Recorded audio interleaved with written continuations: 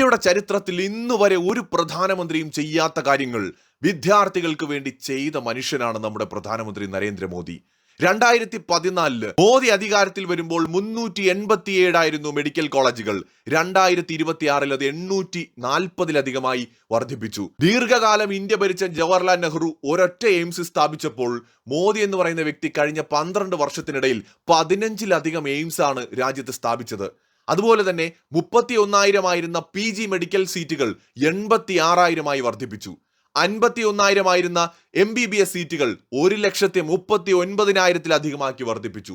ഇന്ത്യയുടെ ചരിത്രത്തിൽ ഒരു പ്രധാനമന്ത്രിയും ചെയ്യാത്തത്ര വികസനങ്ങളാണ് നമ്മുടെ പ്രധാനമന്ത്രി ഈ രാജ്യത്തെ വിദ്യാർത്ഥികൾക്ക് വേണ്ടി ഉന്നത വിദ്യാഭ്യാസത്തിന് വേണ്ടിയിട്ട് ചെയ്തത് എന്നതാണ് കണക്കുകൾ പറയുന്നത്. നമുക്ക് വിശദമായി തന്നെ ഈ വിഷയം പരിശോധിക്കാം. നീറ്റ് പരീക്ഷാ ചോദ്യപേപ്പർ ചോർന്നതുമായി ബന്ധപ്പെട്ട് നമ്മുടെ യുവാക്കളിൽ ഒരു വിഭാഗം പേര് തെരുവിലാണല്ലോ, പ്രത്യേകിച്ച് വിദ്യാർത്ഥികളിൽ പെടുന്ന കുറച്ചുപേര്. സോ അവരറിയണം അവരുടെ പ്രധാനമന്ത്രി അവർക്ക് വേണ്ടി എന്തൊക്കെയാണ് ചെയ്തിട്ടുള്ളത് എന്ന്. സോഷ്യൽ മീഡിയയിൽ കമന്റുകളിലൂടെയും വീഡിയോകളിലൂടെയും ഒക്കെ പ്രധാനമന്ത്രി നരേന്ദ്രമോദിയുടെ പ്രായം പോലും പരിഗണിക്കാതെ, ഒരുപക്ഷെ ഈ വിദ്യാർത്ഥികളുടെ അച്ഛൻ്റെ പ്രായമുണ്ട് പ്രധാനമന്ത്രി നരേന്ദ്രമോദിക്ക്, അതുപോലും പരിഗണിക്കാതെ അദ്ദേഹത്തിന് എന്തെല്ലാം മോശമായ വാക്കുകൾ ഉപയോഗിച്ചുകൊണ്ടാണ് ഇവരൊക്കെ സംസാരിക്കുന്നത്. എത്രമാത്രം അവിടെ പിടിച്ചിരിക്കുന്ന പ്ലക്കാർഡുകൾ പോലും അവരെഴുതി വെച്ചിരിക്കുന്ന വൃത്തികേടുകൾ ഒരു സാധാരണ മനുഷ്യന് കണ്ടുകൊണ്ടിരിക്കാൻ പറ്റില്ല. നിങ്ങളുടെയൊക്കെ മുത്തച്ഛൻ്റെ പ്രായമുള്ള മനുഷ്യൻ 2014 മുതൽ 2026 വരെ വെറും 12 വർഷം കൊണ്ട് ഉന്നത വിദ്യാഭ്യാസ രംഗത്ത് നൽകിയ സംഭാവനയെക്കുറിച്ച് നിങ്ങൾ എപ്പോഴെങ്കിലും കയ്യിലുള്ള മൊബൈൽ ഫോണിൽ ഒന്ന് തിരഞ്ഞു നോക്കിയിട്ടുണ്ടോ? All India institutes of medical sciences അഥവാ എയിംസിനെ കുറിച്ച് നിങ്ങൾക്ക് എല്ലാവർക്കും അറിയാമായിരിക്കുമല്ലോ. ഇന്ത്യയിൽ എത്ര എയിംസ് ഉണ്ട് എന്ന് നിങ്ങൾക്കറിയാമോ? അതിൽ ഏറ്റവും കൂടുതൽ എയിംസ് സ്ഥാപിച്ചത് ആരാണെന്ന് നിങ്ങൾക്കറിയാമോ? ആദ്യത്തേത് ജവഹർലാൽ നെഹ്റു ആണ് സ്ഥാപിച്ചത്. ന്യൂഡൽഹിയിലായിരുന്നു 1952. 56 എസ്റ്റാബ്ലിഷ് ആയത്. പിന്നീട് എത്രയോ പ്രധാനമന്ത്രിമാരെ ഈ രാജ്യം കണ്ടു.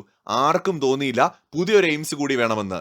പിന്നീട് അങ്ങനെ ചിന്തിച്ചത് ഇന്നത്തെ നരേന്ദ്രമോദിയുടെ നേതാവായിരുന്ന, നരേന്ദ്രമോദിക്ക് ഗുരുതുല്യനായിരുന്ന അടൽ ബിഹാരി വാജ്പേയി എന്ന് പറയുന്ന പ്രധാനമന്ത്രി അധികാരത്തിൽ വന്നപ്പോഴാണ് കൂടുതൽ എയിംസ് ഡൽഹിക്ക് പുറത്തു വേണമെന്ന് തോന്നിയത്. അതായത് ഇന്ന് BJPയെയും അതുപോലെ RSSനെയും ഒക്കെ നിങ്ങൾ തെറി വിളിക്കുന്നുണ്ടല്ലോ, ആ പശ്ചാത്തലത്തിൽ നിന്ന് വന്ന പ്രധാനമന്ത്രിയായിട്ടുള്ള വാജ്പേയി ആണ് പിന്നീട് ഡൽഹിക്ക് പുറത്ത് എയിംസ് കൊണ്ടുവരാൻ തീരുമാനിക്കുന്നത്. 2004 AIIMS Bhopal, AIIMS Bhubaneswar, AIIMS Jodhpur, AIIMS Patna, AIIMS Raipur, AIIMS Rishikesh എന്നിങ്ങനെ 6 പുതിയ എയിംസിന് തറക്കല്ലിട്ടത് ഈ അടൽ ബിഹാരി വാജ്പേയി എന്ന് പറയുന്ന BJPക്കാരനായിട്ടുള്ള പ്രധാനമന്ത്രിയായിരുന്നു. 2012 ഇവയെല്ലാം തന്നെ എസ്റ്റാബ്ലിഷ് ആവുന്നത് ഡോക്ടർ മൻമോഹൻ സിംഗിന്റെ കാലത്ത്. അതായത് അടൽ ബിഹാരി വാജ്പേയി ഗവൺമെന്റ് ഒരുപാട് നല്ല കാര്യങ്ങൾ ചെയ്തിട്ടും തുടർ ഭരണം അവർക്ക് കിട്ടിയില്ല. അതുകൊണ്ട് തന്നെ അദ്ദേഹം തുടങ്ങി വെച്ച പല കാര്യങ്ങളുടെയും, അതായത് വിത്തിട്ടത് അദ്ദേഹമായിരുന്നു, അത് കൊയ്തത് മൻമോഹൻ സിംഗ് ഗവൺമെന്റ് ആയിരുന്നു എന്ന് പറയാം. അതാണ് 2012 സ്ഥാപിതമായ 6 എയിംസ്. അങ്ങനെ ഡൽഹി ഉൾപ്പെടെ 7 എയിംസ് ആണ് 2012 ഇന്ത്യക്ക് ഉണ്ടായത്. 2012 മൻമോഹൻ സിംഗ് സർക്കാർ റായ്ബറേലിയിൽ ഒരു പുതിയ എയിംസിന് തുടക്കമിട്ടു. അങ്ങനെ 8ാമത്തെ എയിംസ് സ്ഥാപിതമാവുന്നു. അത് പൂർത്തിയാവുന്നത് 2018 അതായത് മോദിയുടെ കാലഘട്ടത്തിൽ. 2014 അധികാരത്തിൽ വന്ന നരേന്ദ്രമോദി ആ വർഷം തന്നെ 3 എയിംസിനാണ് അടിത്തറയിടുന്നത്. അതായത് AIIMS Mangalagiri, AIIMS Nagpur, AIIMS Kalyani, അങ്ങനെ 3 എയിംസിന് അദ്ദേഹം തുടക്കമിടുക മാത്രമല്ല, മുൻകാലങ്ങളെ അപേക്ഷിച്ച് റെക്കോർഡ് വേഗത്തിൽ അത് പൂർത്തിയാക്കുകയും ചെയ്തു. 2014 തറക്കല്ലിടുന്നു, 2018 2 പൂർത്തിയായി, 2019 3ാമത്തത് പൂർത്തിയായി. അത് കഴിഞ്ഞ് വീണ്ടും 4ാമത്തെ എയിംസ് 2015 തറക്കല്ലിട്ട എയിംസ് ഗോരഖ്പൂർ ആയിരുന്നു. അത് 2019 പൂർത്തിയാക്കി. 5ാമത്തെ എയിംസ് പഞ്ചാബിലായിരുന്നു വന്നത്. അത് 2016 തറക്കല്ലിടുന്നു, 2019 പൂർത്തിയാവുന്നു. അടുത്തത് ഗുവാഹട്ടിയിലായിരുന്നു, അതായത് ആസാമില് 2015 തറക്കല്ലിട്ടത് 2020 പൂർത്തിയാക്കുന്നു. എയിംസ് ജമ്മു കാശ്മീരിലും കൊണ്ടുവന്നു നരേന്ദ്രമോദി. ജമ്മുവിൽ തറക്കല്ലിടുന്നത് 2015 2020 പൂർത്തിയാവുന്നു. 2015 ഹിമാചൽ പ്രദേശില് എയിംസിന് തറക്കല്ലിടുന്നു, 2020 പൂർത്തിയാക്കുന്നു. മധുരയില് 2015 തറക്കല്ലിടുന്നു, 2021 പൂർത്തിയാക്കുന്നു.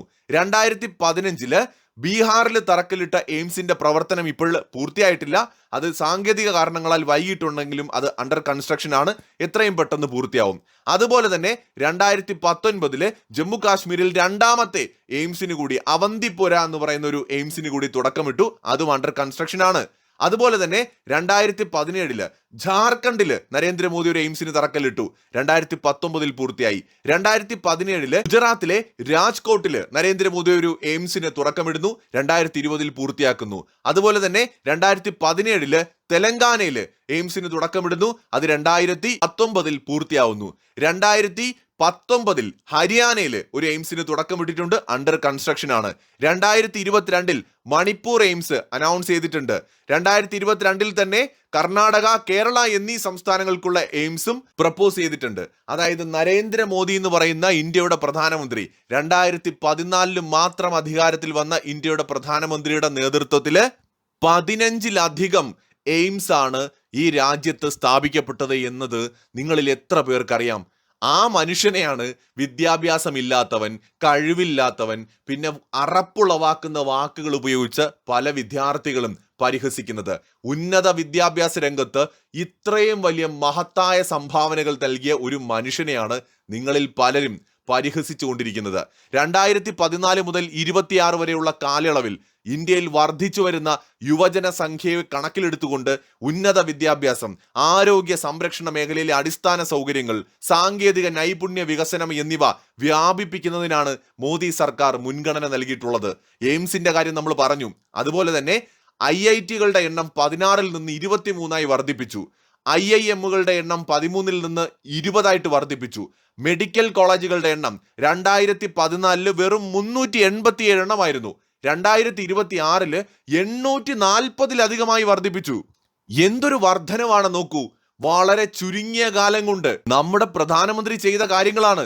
മറ്റേത് പ്രധാനമന്ത്രിക്ക്, നിങ്ങൾ പറയുന്ന വിദ്യാസമ്പന്നരെന്ന് നിങ്ങൾ പലരും കൊട്ടിഘോഷിക്കുന്ന ഏത് പ്രധാനമന്ത്രിയുടെ കാലത്ത് ഇതുപോലൊരു വികസനം നടന്നിട്ടുണ്ട്? 387 ആയിരുന്നു 2014 മെഡിക്കൽ കോളേജുകളുടെ എണ്ണം. 840-ലധികമായിട്ട് വെറും 12 വർഷത്തിനുള്ളിൽ നരേന്ദ്രമോദി സർക്കാർ വർദ്ധിപ്പിച്ചിട്ടുണ്ടെങ്കിൽ ഒന്ന് ആലോചിച്ച് നോക്ക്. ബ്രെയിൻ വാഷ് ചെയ്യാത്തൊരു തലച്ചോറുണ്ടെങ്കിൽ ഇനിയും കഴിഞ്ഞിട്ടില്ല. 723 ആയിരുന്നു മോദി വരുമ്പോൾ ഇന്ത്യയിൽ ഉണ്ടായിരുന്ന സർവകലാശാലകളുടെ എണ്ണം. അത് 1200-ലധികമായിട്ടാണ് ഉയർന്നത്. ഉന്നത വിദ്യാഭ്യാസ രംഗത്തെ ആകെ വിദ്യാർത്ഥികളുടെ പ്രവേശനം 4.4 കോടി കവിഞ്ഞിരിക്കുകയാണ് രാജ്യത്ത്. മറ്റൊരിക്കലും കാണാത്തത്ര വർധനവ്. വിദ്യാർത്ഥികൾ മെഡിക്കൽ പഠനത്തിനായിട്ട് വിദേശ രാജ്യങ്ങളിലേക്ക് പോകുന്നത് കുറയ്ക്കുന്നതിനും രാജ്യത്ത് തന്നെ അവസരങ്ങൾ ഉറപ്പാക്കുന്നതിനും MBBS സീറ്റുകളുടെ എണ്ണം 2014 51,300 എന്നതിൽ നിന്ന് 1,39,000-ലധികമായിട്ട് വർദ്ധിപ്പിച്ച പ്രധാനമന്ത്രിയാണ് നിങ്ങൾ തെരുവിൽ കടന്ന് തെറി വിളിക്കുന്നത്. പോസ്റ്റ് ഗ്രാജുവേറ്റ് മെഡിക്കൽ സീറ്റുകൾ 31,100-ൽ നിന്ന് 86-ലധികമാക്കി വർദ്ധിപ്പിച്ച പ്രധാനമന്ത്രിയാണ് നിങ്ങൾ അസഭ്യം പറയുന്നത്. ജില്ലാ മെഡിക്കൽ കോളേജ് മാതൃക എടുക്കാം. നിലവിലുള്ള ജില്ലാ ആശുപത്രികളോട് ചേർന്ന് പുതിയ സർക്കാർ മെഡിക്കൽ കോളേജുകൾ സ്ഥാപിക്കുന്ന പദ്ധതി നടപ്പിലാക്കി 3 ഘട്ടങ്ങളിലായിട്ട് 150-ലധികം കോളേജുകൾക്ക് അംഗീകാരം നൽകി. ആർക്ക് വേണ്ടിയിട്ടാണ്? ഈ രാജ്യത്തെ വിദ്യാർത്ഥികൾക്ക് വേണ്ടിയിട്ടാണ്. ഇതിനോടൊപ്പം തന്നെ ഡിജിറ്റൽ ലേണിംഗ്, സ്കില്ലിംഗ് സിസ്റ്റം അടക്കമുള്ളവ വിദ്യാഭ്യാസ രംഗത്ത് നടപ്പിലാക്കിയിട്ടുണ്ട്.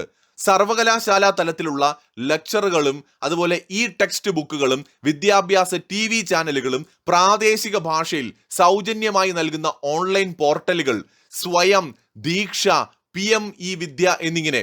അതുപോലെ സ്കിൽ ഇന്ത്യ മിഷൻ, മാതൃക ITIകളും അപ്രന്റീസ്ഷിപ്പ് പദ്ധതികളും വഴി 2 കോടിയിലധികം യുവാക്കൾക്ക് സാങ്കേതിക നൈപുണ്യ പരിശീലനം നൽകി. സർവകലാശാല ഗവേഷണങ്ങൾക്ക് ഫണ്ട് നൽകുന്നതിനും ആഗോളതലത്തിൽ ranking മെച്ചപ്പെടുത്തുന്നതിനുമായിട്ട് Anusandhan national research foundation സ്ഥാപിക്കുകയുണ്ടായി. സീറ്റുകളുടെ എണ്ണവും അടിസ്ഥാന സൗകര്യങ്ങളും വലിയ തോതിൽ വർദ്ധിപ്പിച്ചിട്ടുണ്ട് എന്ന് പറഞ്ഞ് എല്ലാ അർത്ഥത്തിലും കുറ്റമറ്റ നിലയിൽ എല്ലാ സ്ഥാപനങ്ങളും പ്രവർത്തിക്കുന്നുവെന്ന് നമുക്കിപ്പോൾ പറയാൻ പറ്റില്ല. തീർച്ചയായും ഇതെല്ലാം മെച്ചപ്പെടാൻ സമയമെടുക്കും. വർഷങ്ങളെടുത്ത് നടന്ന കാര്യങ്ങളാണ് ചുരുങ്ങിയ സമയം കൊണ്ട് മോദി എന്ന് പറയുന്ന വ്യക്തിയുടെ നേതൃത്വത്തിൽ ഈ രാജ്യത്ത് നടന്നുകൊണ്ടിരിക്കുന്നത്.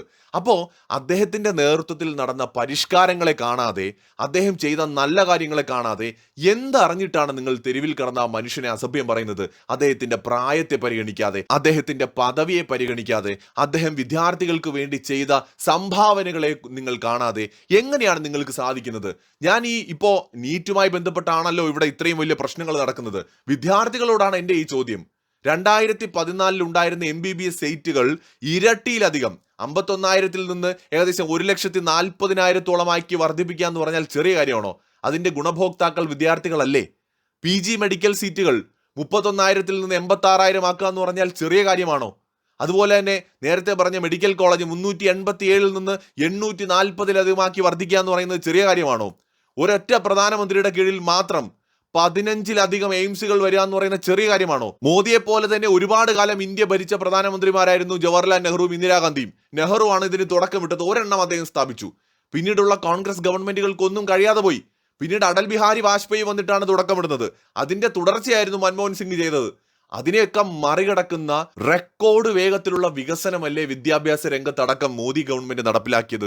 സത്യത്തിൽ ഇന്ന് മോദിയെ കുറ്റം പറയുന്ന, കല്ലെറിയുന്ന, പരിഹസിക്കുന്ന, പുച്ഛിക്കുന്ന ഓരോ വിദ്യാർത്ഥികളും അദ്ദേഹം ആരായിരുന്നു എന്ന് തിരിച്ചറിയുന്ന നിമിഷം നെഞ്ചിൽ കൈവച്ച് കരയേണ്ടി വരും എന്നുള്ളത് നിസ്സംശയം ഞാൻ പറയാം. കാരണം വിദ്യാർത്ഥികൾക്ക് വേണ്ടിയിട്ട് ഇത്രമാത്രം കോൺട്രിബ്യൂട്ട് ചെയ്തിട്ടുള്ള ഒരു പ്രധാനമന്ത്രി ഈ രാജ്യത്തിന്റെ ചരിത്രത്തിൽ ഇന്നേ വരെ ഉണ്ടായിട്ടില്ല.